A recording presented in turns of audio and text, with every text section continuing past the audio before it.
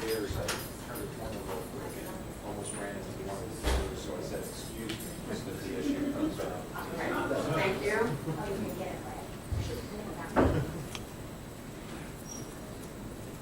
Your politeness crossed the line. Yeah, I would from next time you just knock them over. No, let's not go that far either.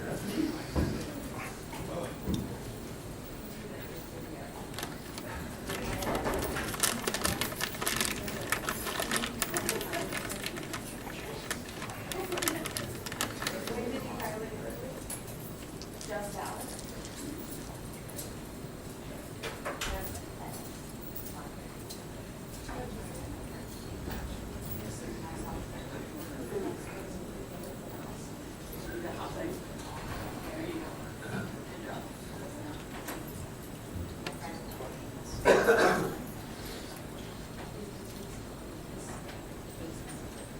I'll take roll.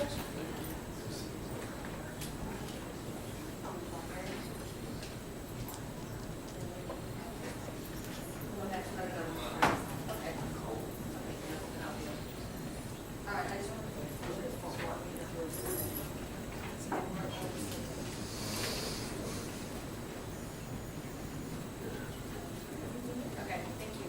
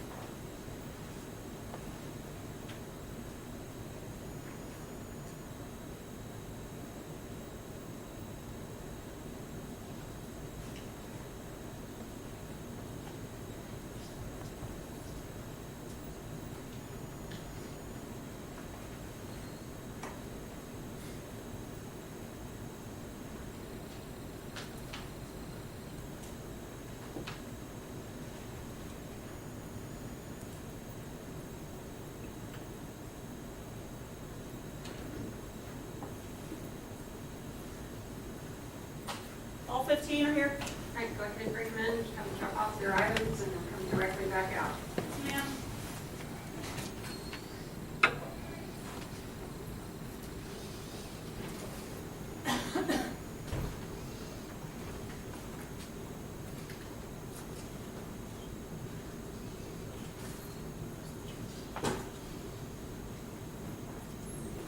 Jerry.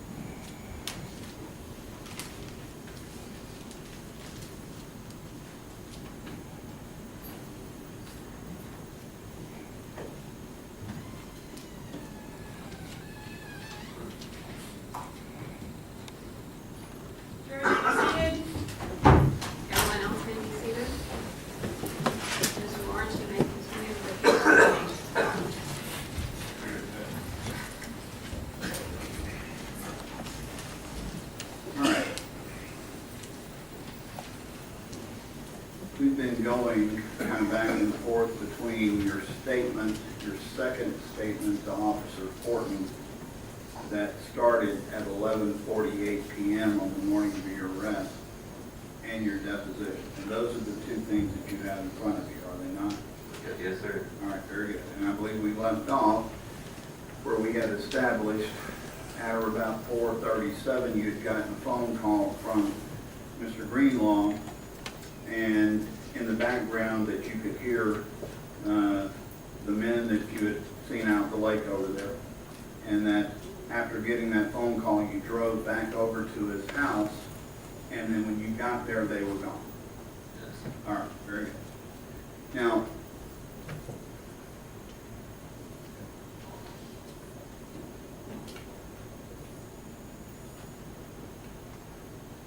earlier, I had asked you about whether or not you could remember whenever you went over to Mr. Greenlaw's house about whether or not you were sitting in the Jeep and listening to the radio next to the fire and just having fun. Do you recall me asking you that question? Yes. And you told me you couldn't remember whether that was the case or not. Right. If you would look at page 58, lines 21 through 23.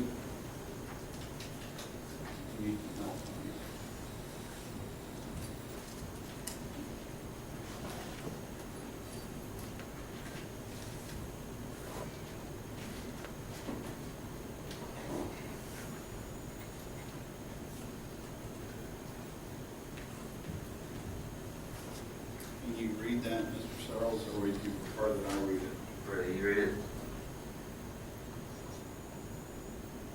Question from Investigator Fortin, Kendra, and then you guys went off together. Your response to him was, yeah, we were sitting in the Jeep listening to the radio next to the fire, and he told us to take the Jeep to the lake and have fun. Do you recall that? Yes. All right, so you get over to Mr. Greenlaw's house, and there's nobody there.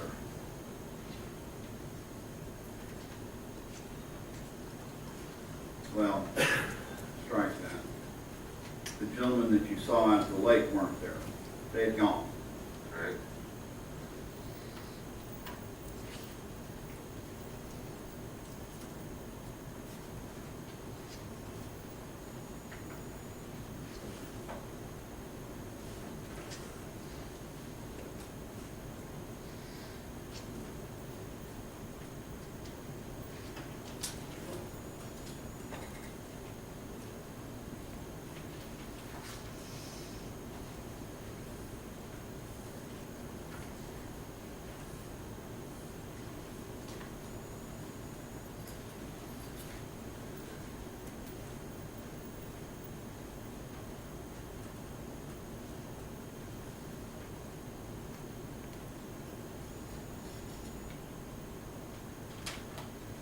All right, so you told Investigator Fortin,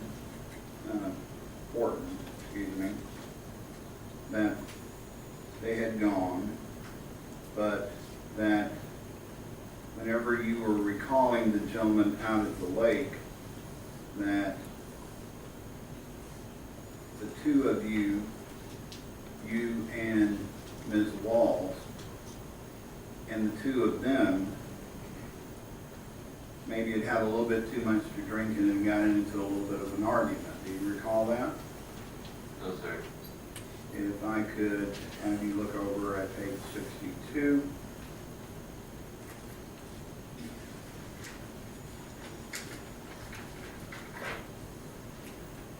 And starting in lines 14 down through 23.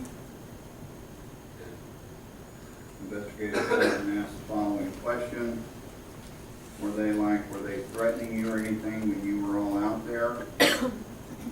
And it was like too many beers, little arguments. And I didn't want to get into it or try to start no fights. So that's why I left. Why did they seem And then Investigator Fortin asked the question, why? Did they seem like they were looking for a fight or something? And do you recall answering basically yes? I remember.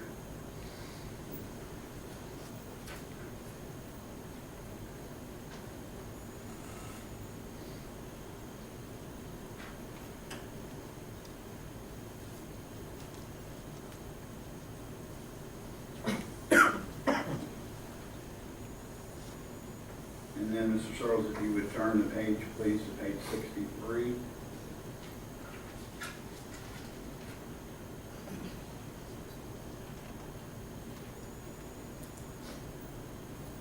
And look at lines 17 through 19.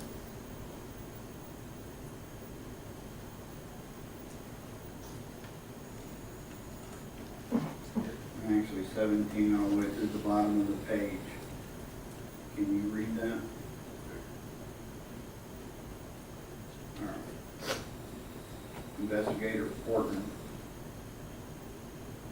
So apparently they showed up at Wayne's house while you guys weren't there. Answer, yep. YEP, yep.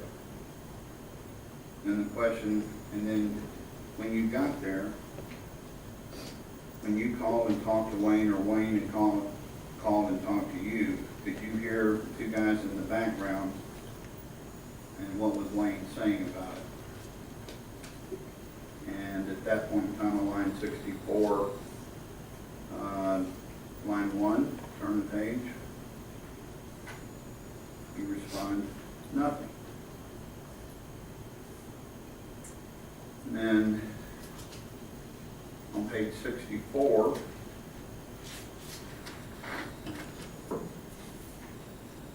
Investigator Fortin asked the following question, did it sound like he was upset? Do you recall what your response was? Yes, sir. I think him and his brother, I guess they had a disagreement. I guess they left, and when I got there, they wasn't there.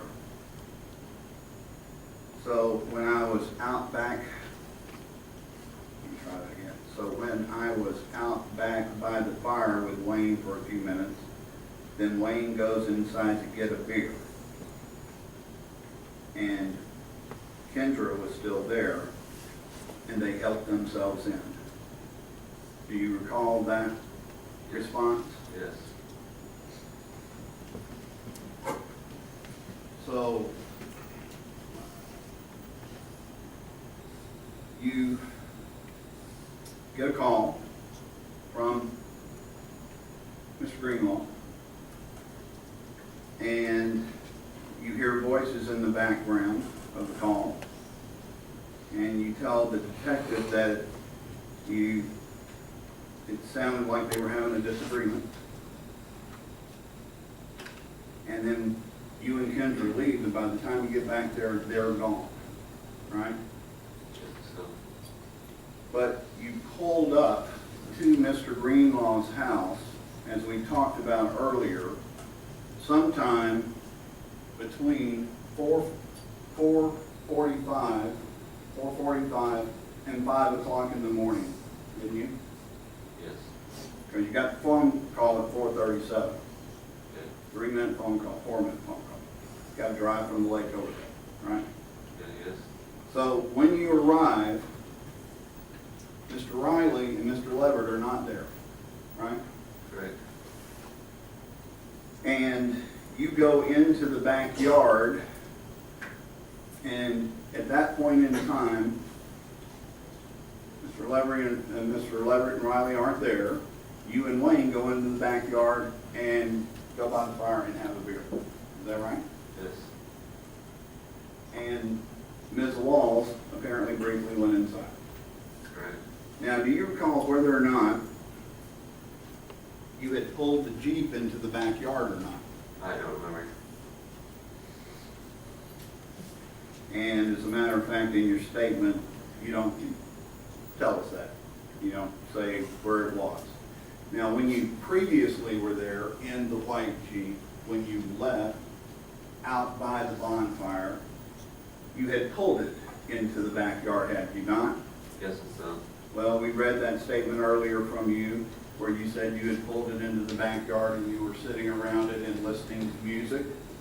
Is that something that you've done in the past over there? Yes. Okay. So would it be unusual for you, having come back from the lake, to pull the Jeep into the backyard? No, I want to use them. Okay. So you pulled the Jeep into the backyard, if you do, or not, but it would not have been unusual for you to do it. You had no recollection of where it was. Right. Could have been in the driveway. Is that right? Right. Okay. And you're sitting out having a beer, and Wayne goes inside to get a beer, and Kendra was there. That's when, in lines 11 through 15, can you look at those lines on page 64, please? Okay. Can you read those? Answer. Investigator Fortnum, question, okay. And that's when Wayne's brother came out back, was telling Wayne they helped themselves in and everything, right? And what was your response? I know where. Yes. And then Investigator Fortin goes, and that's when everything started happening. You remember what your response was then? Then my old lady left, and like I went out too. I went out to the front door, and I seen Wayne's brother with a machete in his hand. Now, you were asked that question earlier today about seeing Wayne's brother, Mr. Greenlaw's brother Ray, with a machete in his hand. Right. Now, are those the circumstances under which it was that you went out to see Mr. Ray Greenlaw with the machete in his hand? I'm guessing, sir. Well, at least that's what you told the officer that afternoon, right? Right.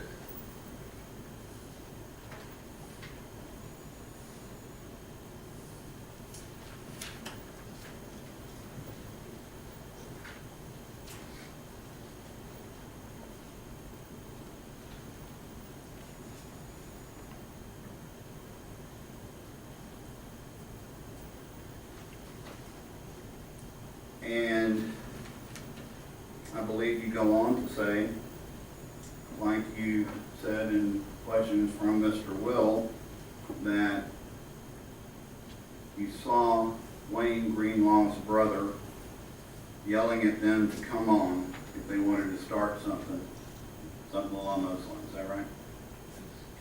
All right. And you described at some point in time how it was that they were egging him on. And the question presented by Investigator Fortin is on page 65 of line 18 through 24. Could you turn to page 65? If you have any trouble, let me know. Start at line 18, please. Can you read that, Mr. Searles, if you want me to?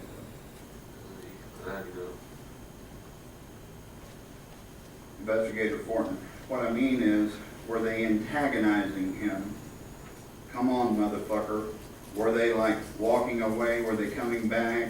Like saying shit to them? Was it back and forth? And your response was, it was like that, but I didn't really hear what they were actually saying. Is that what you told Investigator Fortin, if this record reflects that? Yes.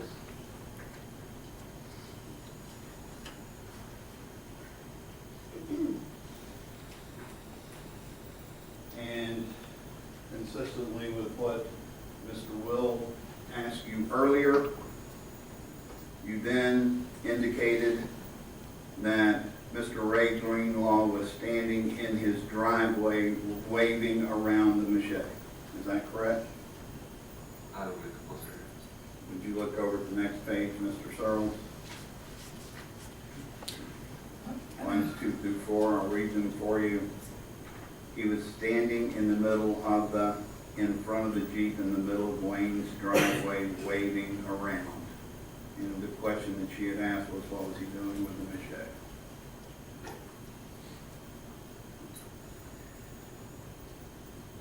So,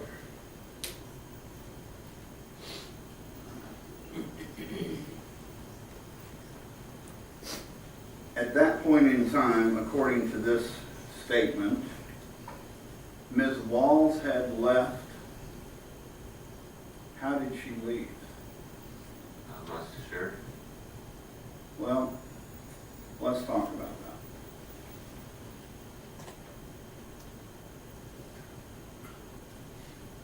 that. Maybe she walked home.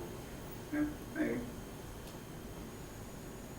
The two of you were at Dry Lake, and you get the call, and you come back over to Mr. Greenlaw's house.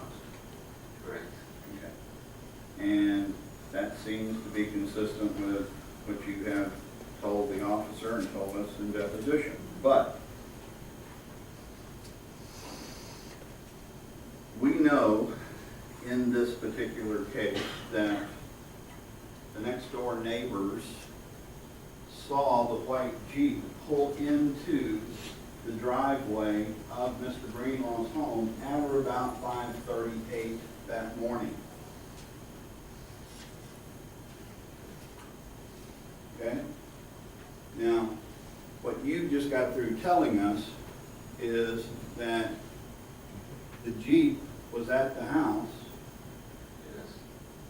and that Ms. Walls had left on foot, therefore the Jeep had never left the house. I said once before that I took her home in the Jeep. Yeah, and that's the truth, isn't it? Yes. So, when all this stuff started happening, in fact, you drove Ms. Walls home, didn't you? Yes. And we know, as a matter of fact, that all this stuff started happening at or about 5:30. So, you drove Ms. Walls home after these two guys came back because you didn't want to get in any of the trouble, right? Yes. And when you took her home, how long did you stay there? I'm not sure. It wasn't very long, was I don't think so. it? Well, let's assume that you left around 5:30 and two neighbors say you pulled back in at 5:38. That's an 8-minute time span, is it not? Yes. And the distance from Mr. Greenlaw's house over to your house at number 9 General Doolittle is a very short distance, is it not? Less than a minute. Well, you must drive faster than I do, but we'll say less than a minute. So it doesn't take long to get over there and back up. So 5:30-ish, trouble starts. You drive Ms. Walls home, and then you brought the Jeep back at or about 5:38. Correct. All right. So when you make the statement about seeing Mr. Ray Greenlaw in the yard waving around the machete, you saw that when you drove the Jeep back, didn't you? Correct. So you pull the Jeep into the driveway, and at that point in time, Mr. Ray Greenlaw is standing out there waving around a machete. Is that consistent with what you remember, Mr. Searles? Yes.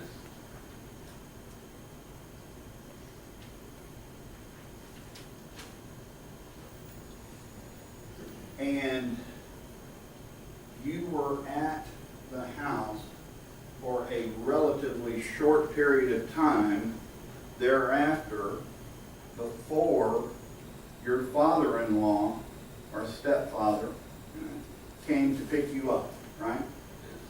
Because within a very short time after you arrived there, you called him, did you not? And said, come pick me up. Did you call him or Kendra? I did. I'm sorry? I did. Yes. Who did you call, Kendra or him? Said that. Okay. And that's Mr. James Porn, is that correct? Right. So you are there for a very short period of time and a matter of a few minutes, are you not? Yes. But you saw Mr. Greenlaw waving around the machete out in the driveway and yelling down the street, and you told us that you saw two men down the street, right? Do you remember that? You said that you told Mr. Will that you saw them somewhere down the street near, you said it was their home. I suggest you don't really know it was their home, but you saw them somewhere down that street. Now, when you left to go over is when everything was starting over there, right? Yes. You have no idea what happened during those minutes while you were gone, do you? Yes, sir. You only know that when you returned, you saw Mr. Ray Greenlaw waving around a machete, right? Correct. And you don't know whether or not Mr. Ray Greenlaw has already had to fire off any warning shots himself, do you? No. But you did see, after you arrived, Wayne Greenlaw fire off 2 warning shots, didn't you? Yes. Now, eventually,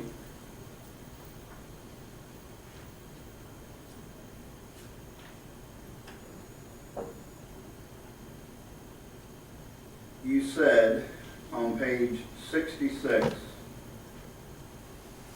that Wayne Greenlaw at some point in time called you back into the house and tried to give you a gun. Yes. And that's true, isn't it? Yes. You were there and he tried to give you a gun. You didn't take it. Right. Okay. But once again, Mr. Rose, you have absolutely no idea what took place in that intervening 8 minutes or so when you were gone, do you? No. But you do know this, right? That when you left, those 2 gentlemen had returned and they had come inside the house and all hell was about to break loose. Yes, so. Well, I'm paraphrasing it, but that's kind of what you said, wasn't it? Yes.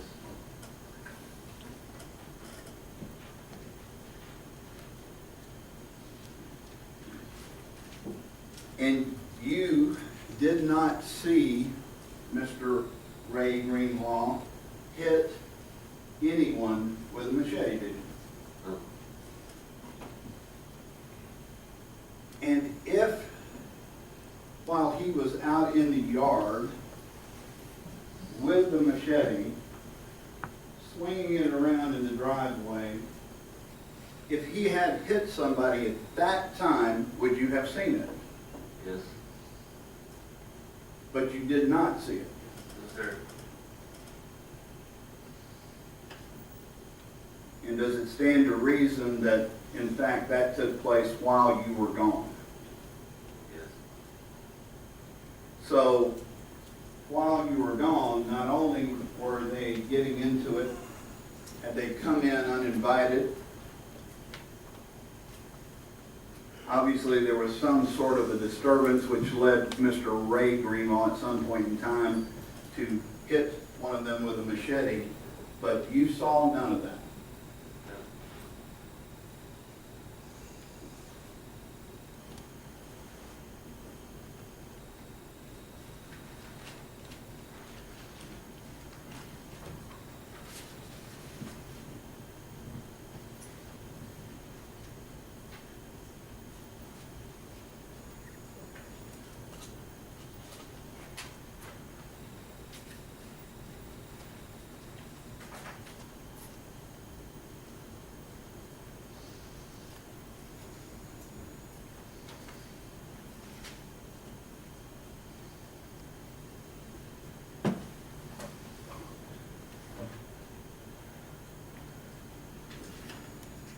let's go back over to your deposition of the 31st of January 2012. And you were asked the question on page 22. First of all, on lines 9 and 10, can you find that, Mr. Searles, the document? You want me to find it for you? Let me take one of those down.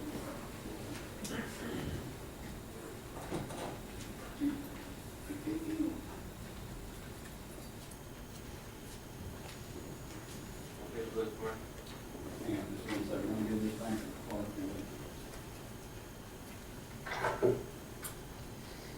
Page 22.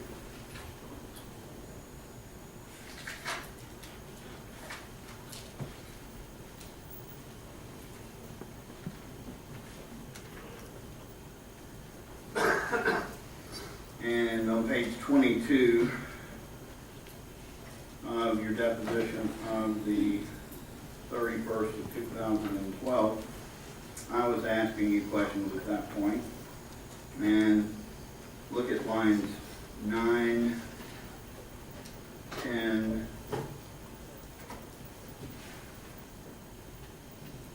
and through 16. You want me to read those to you?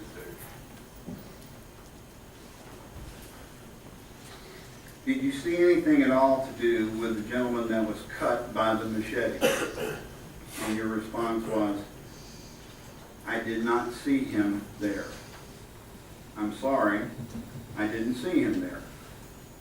So you didn't see the fight, any kind of fight that took place between anyone?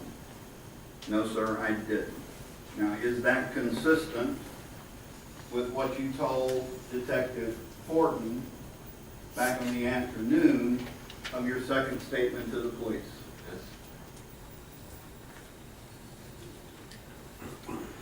Yes. And then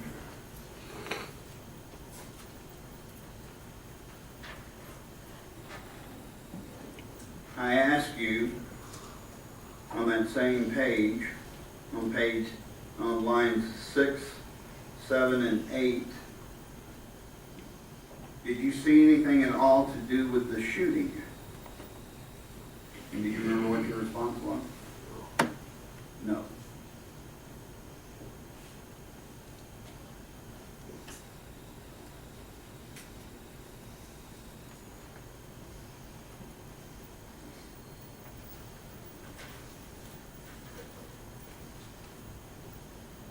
Now,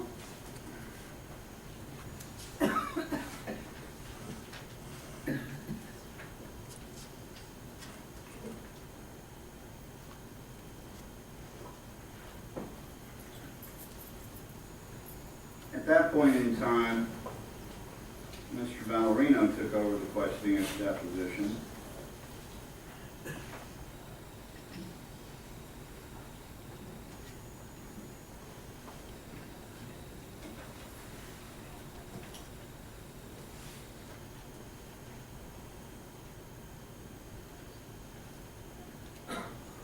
And on page 27, Mr. Searle.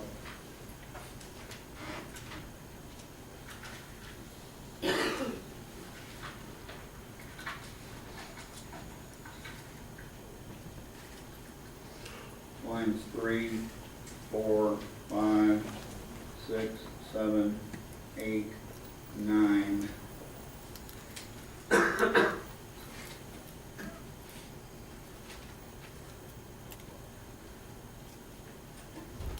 Mr. Ballerino asked the following questions. He says, now I'm unclear. Did you see Wayne give Ray a gun? And your response was yes. And he followed behind him, and he had it, and it looked like a 9mm. And where were they when you saw Wayne give Ray the gun? Bedroom? Well, your response was in the front of his driveway.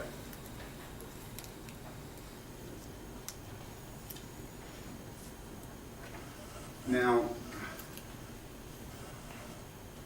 when Wayne called you back into the house, and tried to give you a gun, that was in his bedroom, wasn't it? That was in Mr. Greenlaw's bedroom, right? Yes. But Ray Greenlaw was still out front waving around that machete, wasn't he? I don't recall. Okay. But when, your best recollection is when you got there, he's out there waving that around, is that right? Yes. And then you do recall that Mr. Wayne Greenlaw asked you to come in the house, and that's when he asked you to get a gun, right? Yes. And then you didn't take it. When he asked you to do that, Mr. Ray Greenlaw was not in there, was he? That's where he was. I'm sorry? That's where he was. So you think he was in the bedroom? Yes. So if you said in your deposition on the 27th that he was in the driveway, which one of those would be the right one? Honestly, I don't know.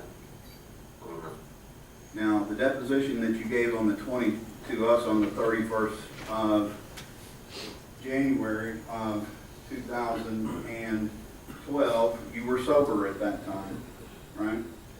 But the deposition you gave on the afternoon of the 29th of 2011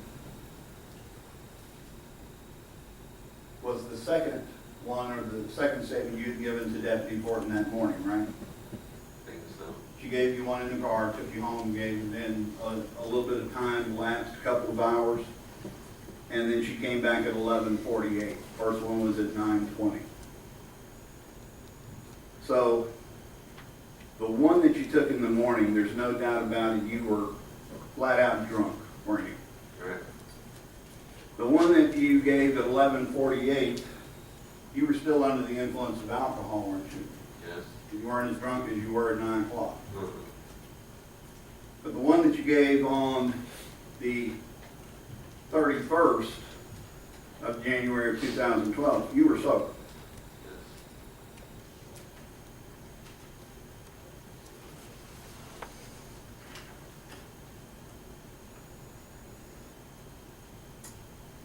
And then, of course, you're asked questions about, on the night this occurred, were you intoxicated? And your answer was drunk.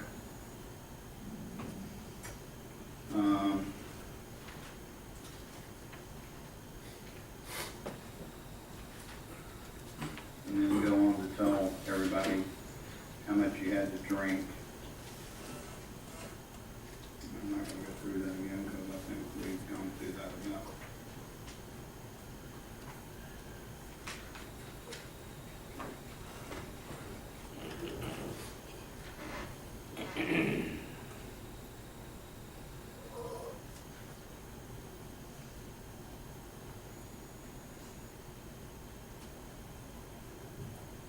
Now, when you told Mr. Will earlier about looking down the street and seeing what happened down the street with the shooting, which of the three statements was that statement was in? Was it the very first one you gave to the police? I think so. And over time, did your memory of the events get better? No. Were they better on January the 31st when we took the deposition than they were at 9 o'clock in the morning when you were drunk in the backseat of that police car? I didn't say it was. Okay.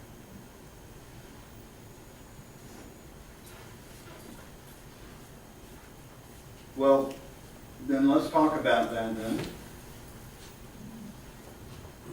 You testified to Mr. Will that you looked down the street and you saw Wayne Greenlaw shooting what appeared to you to be into the carport of the residence at, I don't think you knew the address, but down the street where the shooting took place, right?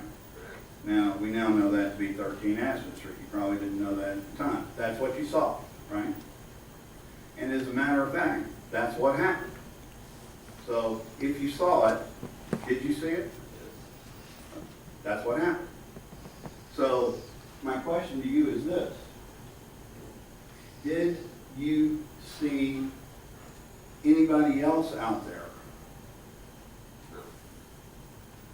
So you had been in the house when they walked down the street. right? You were calling your stepdad. Oh, front yard. Okay.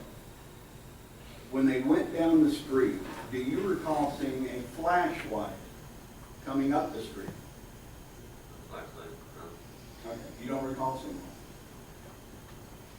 Do you recall seeing another man outside that residence at the edge of the street with a gun? No. Do you recall seeing that man outside that residence with a gun pointing it at either Wayne Greenlaw or Ray Greenlaw? No. So what you saw was Mr. Wayne Greenlaw shoot his gun into the carport. Correct. You did not see somebody else pointing a gun at Wayne Greenlaw. No. So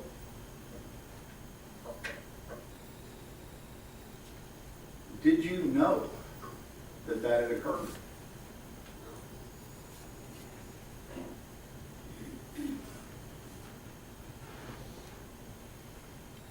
All this time, you've never learned about that.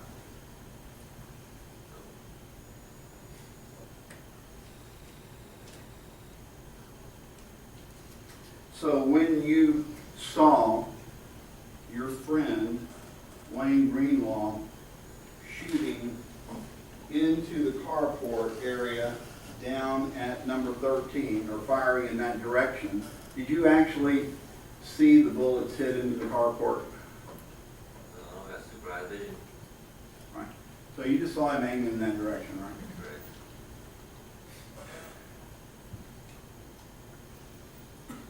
When you saw that, you had no idea that your friend Wayne Greenlaw had a gun pointed at him, did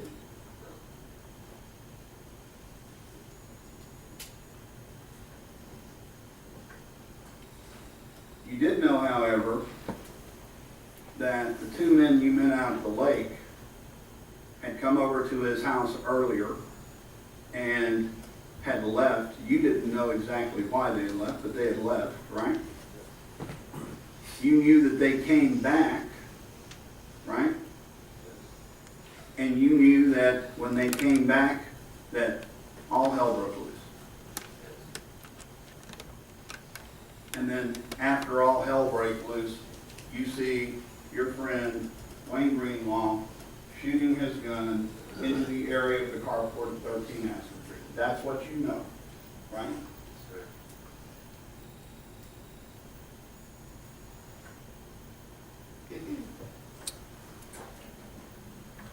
I think that's all the questions I have for those. Mr. Knapp's attention. Oh, hang on.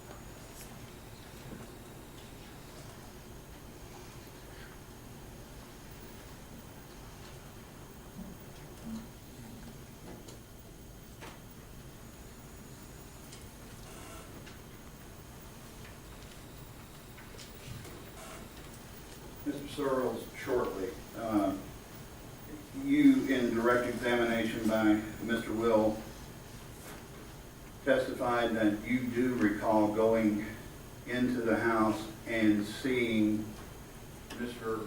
Wayne Greenlaw and Mr. Ray Greenlaw's mother in the house, do you not? And that you went in there for what purpose? Just to check on her. And did you speak to her briefly? After she's okay, she said yes. I left the grave truck was in the front yard.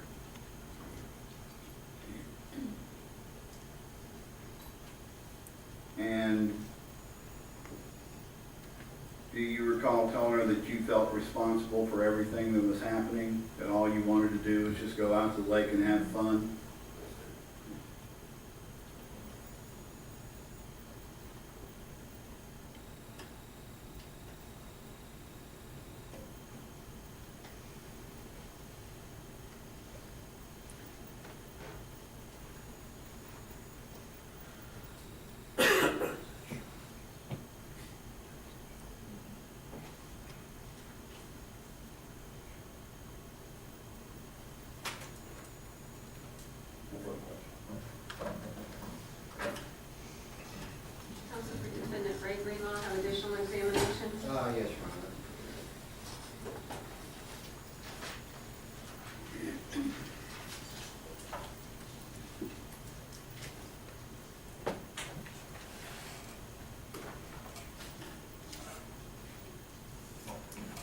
Mr. Searles, just so I'm clear, it's your testimony that you and Kendra went over to Wayne Greenlaw's together.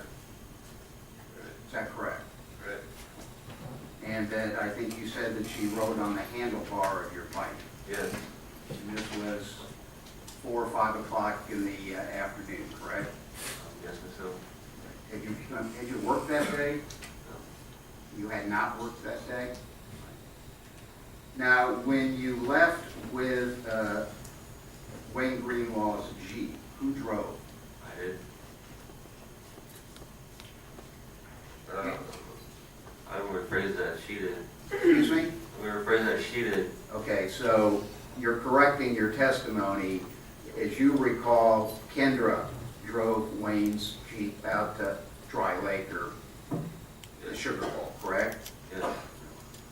And when you get out there, you eventually meet up with people later identified as Justin Riley and Brian Leverett, correct? Yes. And when you were out there with Mr. Riley and Mr. Leverett, did you at some point decide to leave because they were getting on your nerves? I don't recall. Remember, Mr. Lawrence has talked to you about the statement that you gave on October 29, 2011 at 11:48 in the morning to Detective Fortin. I guess it would have been at your residence at 9 General Doolittle. Correct. You remember that? Yes. Right. Your Honor, if I could just approach him. Let me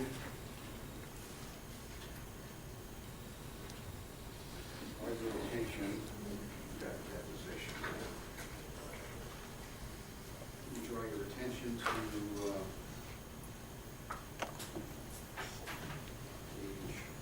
starting with page 13, so that we can take it in context. If you want me to read it to you, you can indicate you wanted Mr. Lawrence to read things to you. But starting on page 13, line 18 down to the bottom, so that we can have this in context, all the way down to line 12 on page 14. You want to try to read that, or do you want me to read it to you? Can you start? Okay. The question was, starting on page 13, line 18, Investigator Fortin, what did you guys do over there? And you go, we sat and we drank beer and we was talking. And he's like, this is Wayne's Jeep. Investigator Fortin says, right. And you go, I was like, yeah, this is Wayne's Jeep. You let us borrow it because that's my buddy. And Investigator Fortin goes, which one said something about it being Wayne's Jeep? And you go, the heavyset guy. And they kind of bugged us, so we left. They was getting on our nerves, so we left. We didn't want to have nothing else to do with them because we don't like to start trouble. And we was just trying to go out there and hang out. So we just went driving around through the woods. And that's when Wayne, and that was the end of the conversation regarding that. So does that refresh your memory? Yes, sir. Refresh your memory that they were getting on your nerves and you left because you just didn't want to start any trouble? Yes. Okay, and is that what happened then? Yes.